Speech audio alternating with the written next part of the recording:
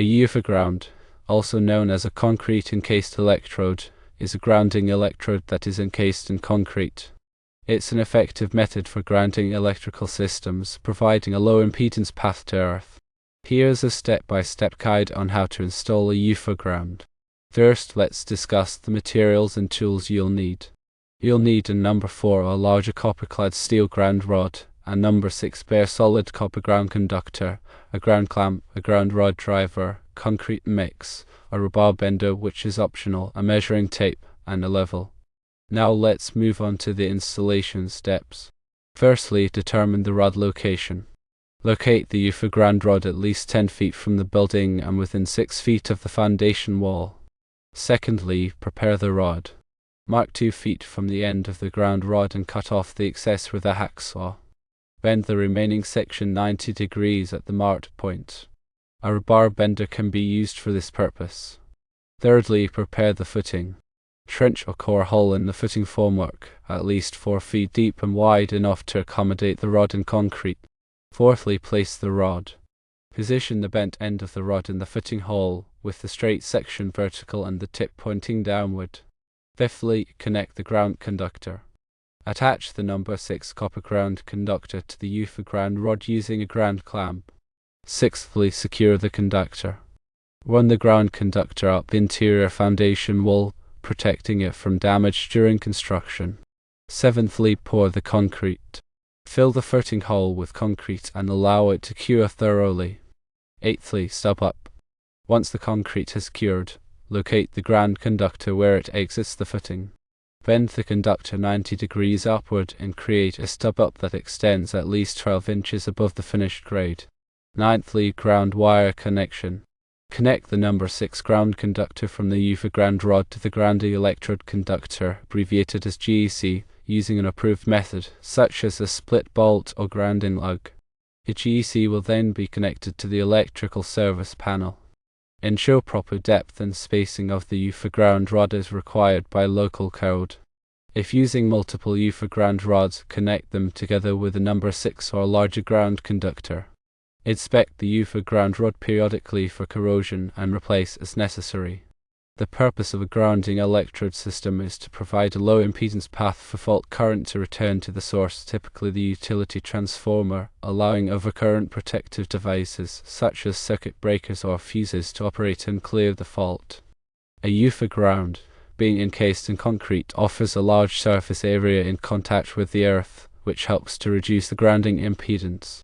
Grounding is a critical aspect of electrical safety, helping to protect people and equipment from electrical shock and damage.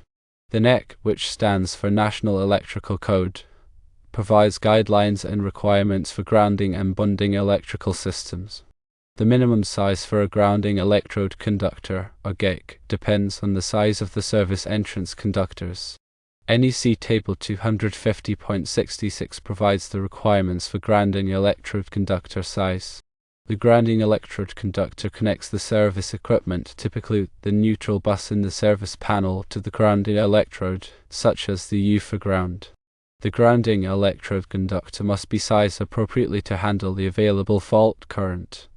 Bonding refers to the connection of metallic parts, such as metal conduits, enclosures, and equipment, to create an electrically conductive path. Bonding ensures that all metallic parts are at the same electrical potential, reducing the risk of electric shock. NEC Section 250.92 specifies the requirements for bonding service equipment. Main bonding jumpers are used to connect the neutral conductor to the equipment grounding conductor at the service equipment. The size of the main bonding jumper is based on the size of the service entrance conductors, as specified in NEC Table 250.28. Supplemental grounding electrodes can be used in addition to the Ufer ground to further reduce the grounding impedance. These electrodes can be ground rods, ground plates, or other approved grounding electrodes. When installing supplemental grounding electrodes, they should be located at least 6 feet apart and bonded together with a grounding electrode conductor. The resistance of the grounding electrode system should be tested to ensure that it meets the requirements of the NEC and local codes. A ground resistance tester is used to measure the resistance of the grounding electrode system. The NEC typically requires a grounding resistance of 25 ohms or less. However, some jurisdictions may have more stringent requirements. If the grounding resistance is too high, additional grounding electrodes may be required to reduce it. Ground clamps are used to connect the grounding electrode conductor to the grounding electrode, such as the Ufer ground rod. The ground clamp must be listed for the purpose and compatible with the materials being connected. Direct burial rated connectors should be used for underground connections to prevent corrosion. When connecting dissimilar metals, such as copper and steel, corrosion can occur.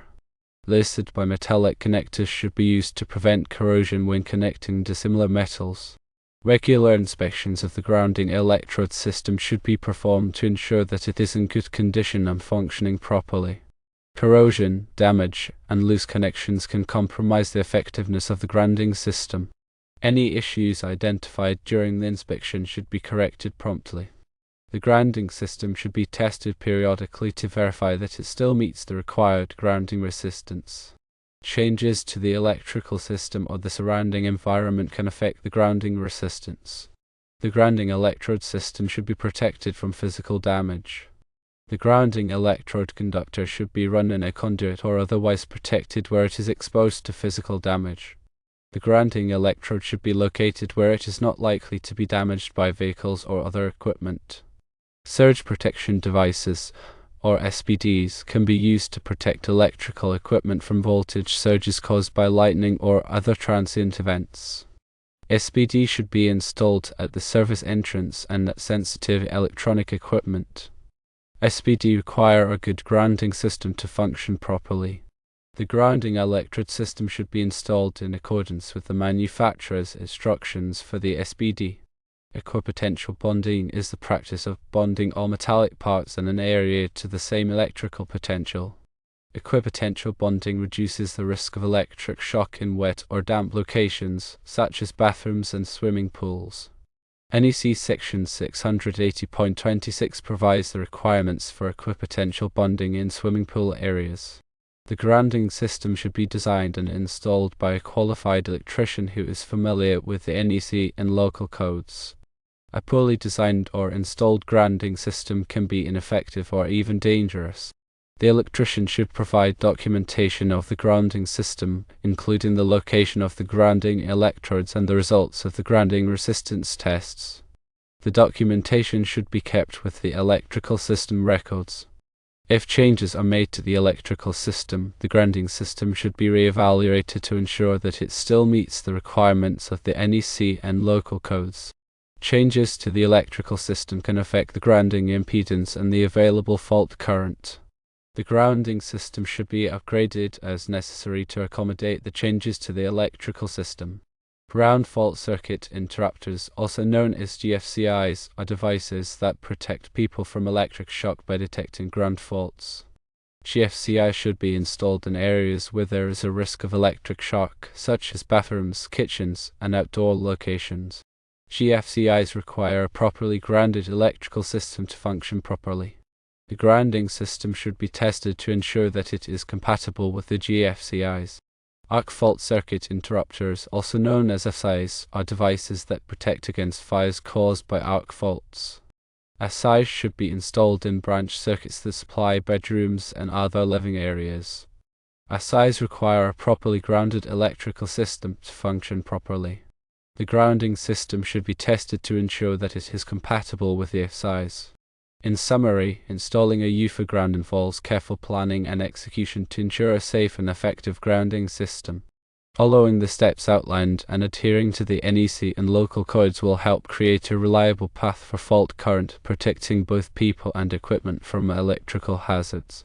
Remember to consult with a qualified electrician for any electrical work to ensure compliance and safety.